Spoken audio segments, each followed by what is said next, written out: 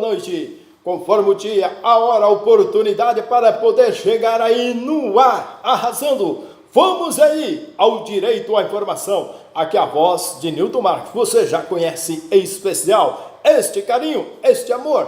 Bem-vindos agora à minha casa, bem-vindos ao meu lar, bem-vindos família, bem-vindos amigos e amigas, queridos e queridas. Vamos aí ao direito à informação. Mantenha-se atualizadíssimo e informadíssimo acerca de questões, debates, atualidade diretamente aí do Supremo Tribunal Federal. Vamos ouvir aí o Huck, o STF, o guardião da Constituição. Vamos aí ao Batman, o guardião.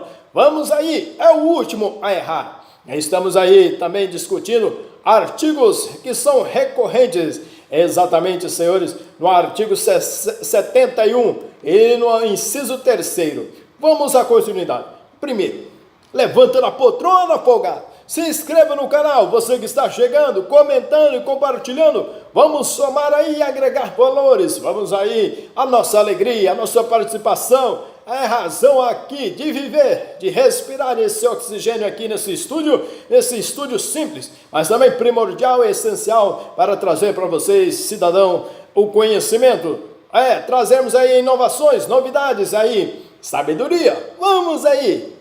O artigo 3º, ou o inciso 3º do artigo 71.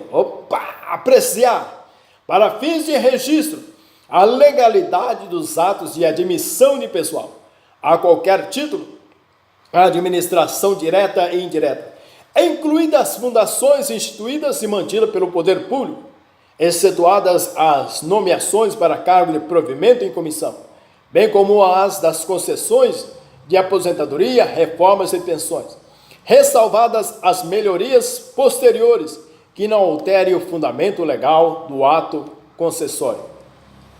Nos processos perante o Tribunal de Contas da União, assegura-se o contraditório e a ampla defesa, quando da decisão puder resultar anulação ou revogação de ato administrativo que beneficie o interessado, excetuado a apreciação da legalidade do ato de concessão inicial de aposentadoria. Reforma a pensão. A súmula vinculante 3. A revogação ou anulação pelo Poder Executivo de aposentadoria ou qualquer ato aprovado pelo Tribunal de Contas não produz efeito antes de aprovada por aquele tribunal, ressalvada que a competência revisora do Judiciário. Súmula 6. Cumpre observar várias observâncias atinentes e interessantes. De antemão, senhores, é bastante pertinente nos termos dos precedentes firmados pelo plenário dessa corte. Não se opera, por exemplo, a decadência no artigo 54 da Lei 9.784 de 99, no período compreendido entre o ato administrativo concessivo de aposentadoria ou pensão e posterior ao julgamento de sua legalidade e registro pelo Tribunal de Contas da União, que consubstancia o exercício da competência constitucional de controle externo.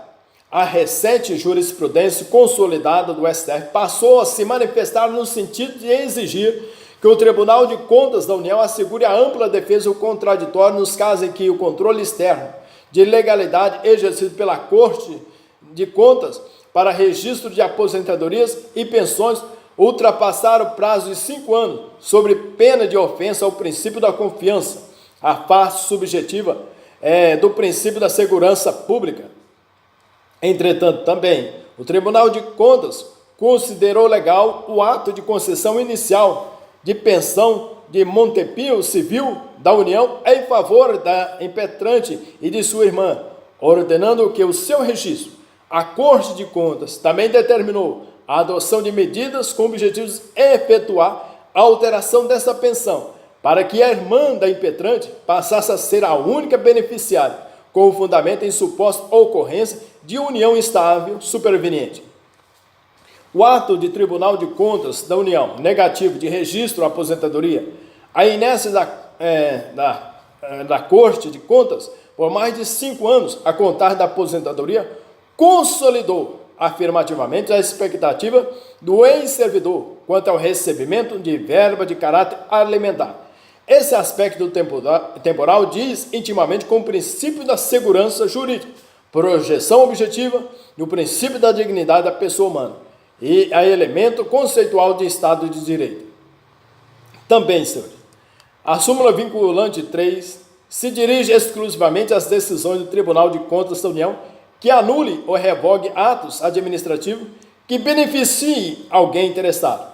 Os precedentes que subsidiam a elaboração da súmula vinculante 3 tratam-se tão somente de decisões de Cortes de Contas que cancelem as aposentadorias ou pensões. Em nenhum deles há referência a procedimento de tomadas de conta. O procedimento de tomadas de contas se destina à verificação pelo Tribunal de Contas da regularidade da utilização das verbas públicas pelos responsáveis, ou seja, esse procedimento não envolve a anulação, eu diria a revogação de um ato administrativo que beneficie o administrador público, inadequação da hipótese descrita nos autos da súmula vinculante 3, razão porque incabível a reclamação. Também, senhores, no inciso 4º, realizar por iniciativa própria da Câmara dos Deputados do Senado Federal de comissão técnica ou de inquérito, inspeções e auditorias de natureza contábil, financeira, orçamentária, operacional e patrimonial nas unidades administrativas dos poderes legislativo, executivo e judiciário e demais entidades referidas no inciso 2. Também, no inciso 4, fiscalizar as contas nacionais das empresas supranacionais de cujo capital social a União participe de forma direta ou indireta nos termos do Tratado Constitutivo. Inciso 6, fiscalizar a aplicação de quaisquer recursos repassados pela União mediante convênio, acordo, ajuste ou outros instrumentos congêneres a Estado, ao Distrito Federal e ao município.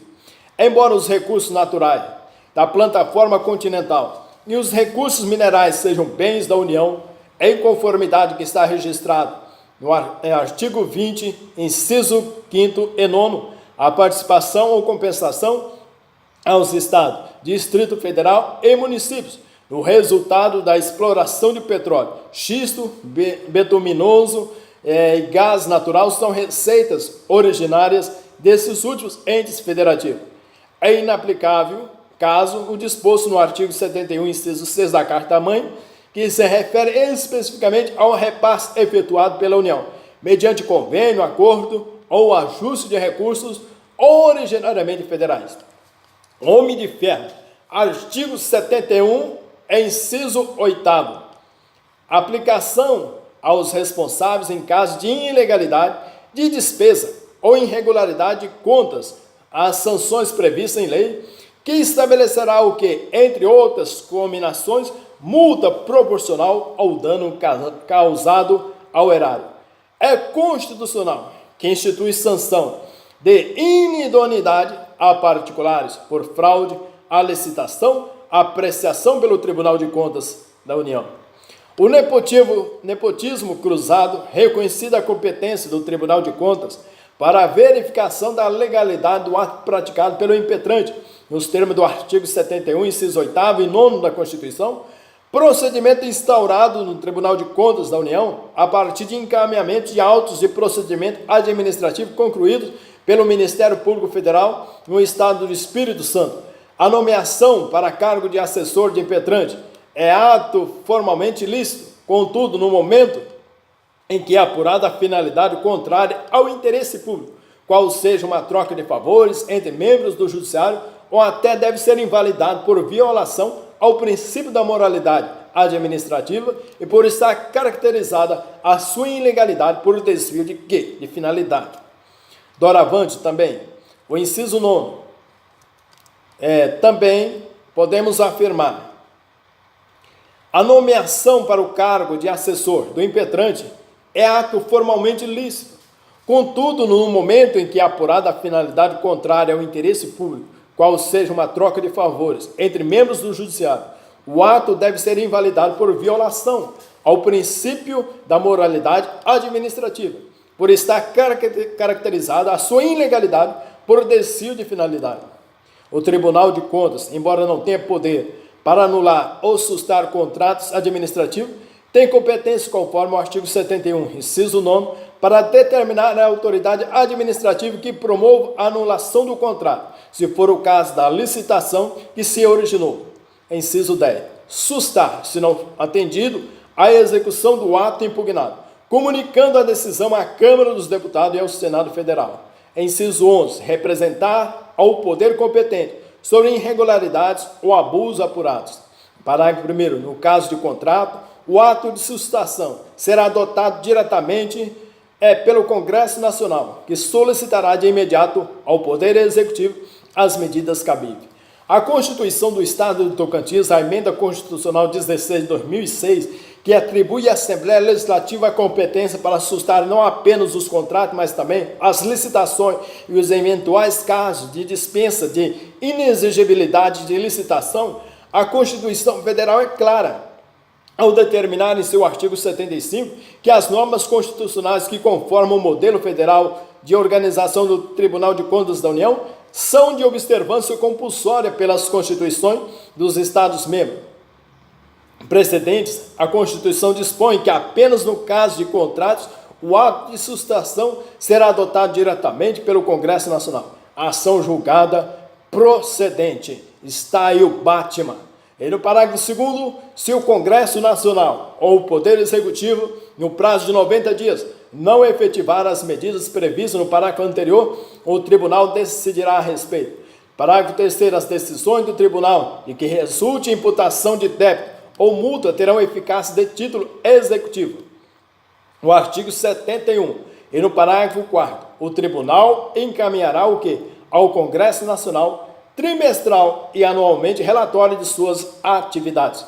O Tribunal de Contas está obrigado por expressa determinação constitucional, o homem de ferro, a Constituição Federal no artigo 71, parágrafo 4º, é aplicável plano local no artigo 75 a encaminhar ao Poder Legislativo a que se acha instituído, vinculado, tanto relatórios trimestrais quanto anuais de que suas próprias atividades, pois tais relatórios, além de permitir o exame parlamentar do desempenho pela Corte de Contas e suas atribuições fiscalizadoras, também se destinam a expor o Legislativo às situações financeiras as suas finanças públicas administradas pelos órgãos e entidades governamentais, em ordem a conferir um grau de maior eficácia de transparência pela instituição parlamentar do seu poder de controle externo, sem qualquer ato rudimentar, mas sim essencial.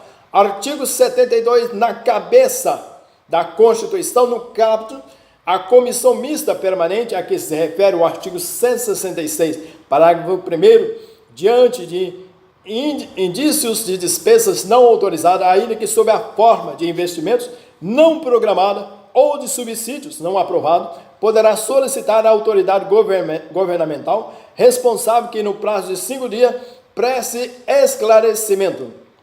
E no artigo 73, o Tribunal de Contas da União, integrado por 9 ministros, tem sede no Distrito Federal, quando próprio de pessoal e jurisdição em todo o território nacional, exercendo o que couber as atribuições previstas no artigo 96. Doravante, o autor ataca o trecho do artigo 50 da Carta Estadual, que outorgou ou que é o Tribunal de Contas do Estado, além da capacidade e autogestão, autonomia de caráter financeiro. Aqui está o aranha. Constitucionalidade decorrente da outorga à Corte de Contas, das mesmas garantias dadas ao Poder Judiciário, o que inclui a autonomia financeira. Agora, senta e chora, conforme reconhecido pela Constituição de 88, e por essa Suprema Corte, gozam que as contas, conforme a Corte desse país, as prerrogativas da autonomia do autogoverno, o que inclui essencialmente a iniciativa reservada para instaurar o processo legislativo que pretenda alterar o que é sua organização e seu funcionamento, como resulta da interpretação sistemática. Também, senhores, no artigo 73, no parágrafo 1º, os ministros do Tribunal de Contas da União serão nomeados dentre brasileiros que satisfaçam os seguintes requisitos. Inciso 1. Mais de 35 e menos de 65 anos de idade. Esse é o requisito elaborado de lista singular para quê? Para preenchimento, claro, de cargo de ministro do Tribunal de Contas da União. Pedido de elaboração de nova lista tríplice. Limite objetivo de idade não admitido ou que exceções. A Constituição, no artigo 73, parágrafo 1º, a lista deve ser tríplice quando houver candidatos aptos. Regimentos internos, Tribunal de Contas da União. Artigo 281, no parágrafo 5º, esta lista singular elaborada em conformidade com o regimento interno do Tribunal de Contas da União, prejuízo do mandado de segurança, em virtude do fato de um impetrante já ter completado 70 anos. Inciso 2. Idoneidade moral e reputação ilibada. Inciso 3. Notório conhecimento jurídico, contábeis, econômicos e financeiro ou de administração pública. A qualificação profissional formal não é requisito à nomeação de conselheiro de Tribunal de Contas Estadual. O requisito notório saber é pressuposto subjetivo a ser analisado pelo governador do Estado, o seu juízo discricionário. Inciso 4. Mais de 10 anos de exercício de função ou de efetiva atividade profissional, que exija os conhecimentos mencionados no inciso anterior. Parágrafo 2º. Os ministros do Tribunal de Contas da União serão escolhidos. Vamos aí aos critérios do RUC, o artigo 73, parágrafo 2º da Constituição. Presente o princípio do determinismo, encerra não simples escolha dos integrantes, mas sim de tudo a composição do Tribunal de Contas da União. Vamos aí à patrulha. A patrulha canina, a lei do Estado de Pernambuco, que prevê que a escolha de membros indicados para o Tribunal de Contas do Estado será feita no seguinte modo: as 3 primeiras pela Assembleia Legislativa e as 3 seguintes pelo governador. Entretanto, senhor, também percebemos que a Constituição, o princípio da efetividade máxima e transição, na solução dos problemas de transição de um para o outro modelo constitucional, deve prevalecer sempre que possível a interpretação que vai viabilizar a implementação mais rápida do novo ordenamento.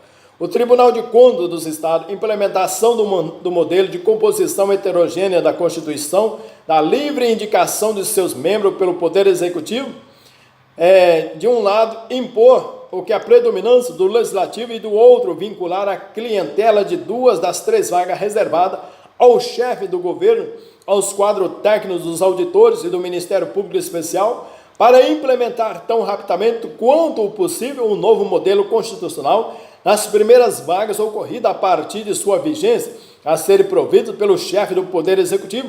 A preferência deve caber às categorias dos auditores e membros do Ministério Público Especial. Já nos segundos precedentes, no artigo 73, no parágrafo 2º, inciso 1º, segundo os precedentes do STF, os procuradores das Cortes de Contas são legitimados administrativamente a elas sem qualquer vínculo com o Ministério Público. É comum, além de violar o artigo 73, a conversão automática dos cargos de procurador do Tribunal de Contas dos municípios para os de procurador de justiça, cuja investidura depende de prévia aprovação em concurso público de provas e título. Ofende também o artigo 37, inciso 2, no texto magno. Doravante, senhor, o inciso 2, 2/3 pelo Congresso Nacional. O parágrafo 3º, os ministros do Tribunal de Contas da União terão as mesmas garantias, prerrogativas, impedimentos, vencimentos e vantagens dos ministros do Superior Tribunal de Justiça, aplicando-lhe-se quanto à aposentadoria, a pensão, as normas constantes do artigo 40. O ministro aposentado do Tribunal de Contas da União, férias não gozadas, por necessidade de serviço motivado por exclusivo interesse do poder público, exercício, no caso, por ministro do Tribunal de Contas da União, de funções inerentes à administração superior da Corte de Contas, superveniência de suas aposentadoria. Essas deliberações do Tribunal de Contas da União que impõem limitação do pagamento de férias não usufruída por imperiosa necessidade do serviço ao período máximo de 2 meses. Entretanto, Loman, artigo 67, parágrafo 1º, a inaplicabilidade ao caso dessa restrição de ordem temporal sob pena de negada a reparação indenizatória do dano infligido ao agente estatal, configurado-se inadmissível enriquecimento sem causa do poder público. E no parágrafo 4º, o auditor, quando em substituição ao ministro, terá as mesmas garantias e impedimento do titular, e quando ao exercício das demais atribuições da judicatura, as de juiz do Tribunal Regional Federal. Não é possível ao Estado-membro extinguir o cargo de auditor na Corte de Contas Estadual, previsto constitucionalmente, e substituí-lo por outra cuja forma de provimento é igualmente diverja do modelo definido pela Constituição. A criação de cargo de controlador do Tribunal de Contas do Estado do Paraná, alegado ofensa ao artigo 37, inciso 2, e também o inciso 13º, inciso 13. Entretanto, senhor da Constituição da República, a inconstitucionalidade de previsão de nomeação de auditores e controladores sem aprovação em concurso ou de provas e título, conforme determina o artigo 37, inciso 2 da Constituição. Em artigo 74, na cabeça, no capítulo, senta agora e chora. Os poderes legislativo, executivo e judiciário manterão de forma integrada o sistema de controle interno com a finalidade. Senta aí agora e chora. Vamos aí ao inciso, o artigo 74, inciso 1. Avaliar o cumprimento das metas previstas no plano plurianual, a execução dos programas de governo e dos orçamentos da União. Inciso 2. Comprovar em legalidade e avaliar os resultados, quanto à eficácia e eficiência da gestão orçamentária, financeira e patrimonial, nos casos, nos órgãos e entidades da administração federal, bem como da aplicação de recursos públicos por entidades de direito privado. Você nunca viu nada de diferente nisso aqui, já viu? LGC também no inciso 3º, o controle de operações de créditos, avais e garantia, bem como dos direitos e haveres da União. Entretanto, a decisão impugnada parece invadir a prerrogativa da Assembleia Legislativa de escolher, por exemplo, nome para compor a Corte Local de Contas. O artigo 73, em outras disposições, estabelece a forma de composição do Tribunal de Contas da União aplicável no que couber aos tribunais locais. Assim, não parece razoável que, em juízo liminar precário, pela natureza mesma do momento processual, o Poder Judiciário crie proibição a outro poder no ato ao Legislativo, no sentido de que, se abstenha de iniciar, dar andamento ou finalizar o processo de escolha de nome para o cargo. A equiparação constitucional dos membros dos tribunais de contas à magistratura, garantia de vitalicidade, impossibilidade de perda do cargo de conselheiro do Tribunal de Contas local, exceto mediante decisão emanada do Poder Judiciário, os conselheiros do Tribunal de Contas e o Estado-membro dispõem dos mesmos predicamentos que protegem os magistrados, notadamente a prerrogativa jurídica de vitalicidade, conforme o artigo 75, artigo 73, parágrafo 3º. Entretanto, também, senhor, podemos afirmar que a impossibilidade de procuradores de justiça do Estado do Espírito Santo a atuarem junto à Corte de Contas Estadual, em substituição aos membros do Ministério Público Especial. Essa Corte entende que somente o Ministério Público Especial tem legitimidade para atuar junto aos Tribunais de Contas dos Estados, e que a organização e a composição dos Tribunais de Contas Estaduais estão sujeitos ao modelo jurídico estabelecido pela Constituição do Brasil no artigo 75. É inconstitucional o texto normativo que prevê possibilidade de procurador de justiça suprir a não existência do Ministério Público Especial de atuação específica no Tribunal de Contas Estadual.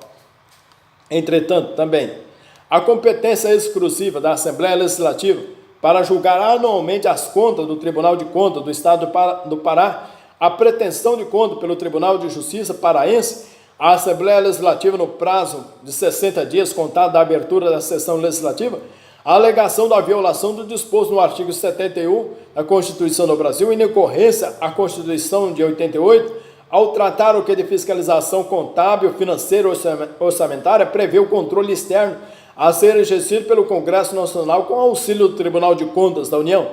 A função fiscalizadora do Tribunal não é inovação do texto constitucional atual. A função técnica de auditoria financeira e orçamentária, são questões análogas contidas nesses autos, foram anteriormente examinadas por essa Corte no julgamento da RESP. Entretanto, senhores, o Ministério Público Especial, junto com os Tribunais de Contas Estaduais, não dispõe de garantias institucionais pertinentes ao Ministério Público Comum de Estados-membros, notadamente daquelas prerrogativas que concernem a autonomia administrativa e financeira dessa instituição, ao processo de escolha, nomeação e destituição do seu titular e ao poder de iniciativa dos projetos de lei relativo à sua organização. Também, seguindo já no parágrafo, eu diria aos senhores, no parágrafo único, as constituições estaduais disporão sobre os tribunais de contas respectivos, que serão integrados por 7 conselheiros. O Tribunal de Contas estadual compõe por 7 conselheiros, quando deve ser escolhido pela Assembleia Legislativa. São 7 artilheiros, Assembleia Legislativa, e 3 pelo chefe do Poder Executivo Estadual, cabendo a esse indicar um entre auditores e outro entre membros do Ministério Público e um terceiro à sua livre escolha. Súmula 653. Nos termos do enunciado desta súmula nos Tribunais de Contas Estaduais, composto por 7 conselheiros, 3 deles são escolhidos pelo governador do Estado, cabendo-lhe indicar um entre auditores e outro entre membros do Ministério Público Especial, o terceiro sendo-se de sua livre escolha. Os demais são escolhidos pela Assembleia Legislativa. Quanto aos 2 primeiros, apenas os auditores e membros do Ministério Público, junto ao Tribunal de Contas, podem figurar entre os possíveis conselheiros. Entretanto, o capítulo 2 do Poder Executivo, na seção 1, do Presidente e do Vice-Presidente da República, na cabeça, a mãe constitucional, artigo 76, o Poder Executivo é exercido pelo Presidente da República, auxiliado pelos ministros de Estado.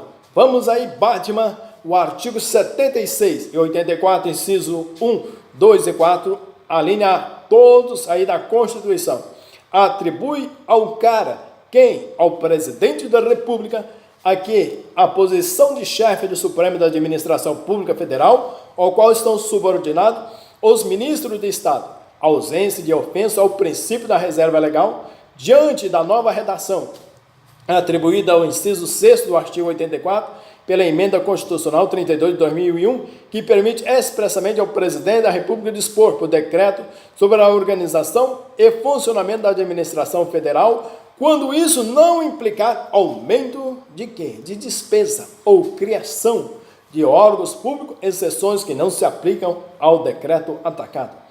Artigo 77, na cabeça, Batman, a eleição do presidente e do vice-presidente da República realizar-se-á simultaneamente no primeiro domingo de outubro, em primeiro turno, no último domingo de outubro, em segundo turno, se houver, do ano anterior e do término do mandato presidencial vigente.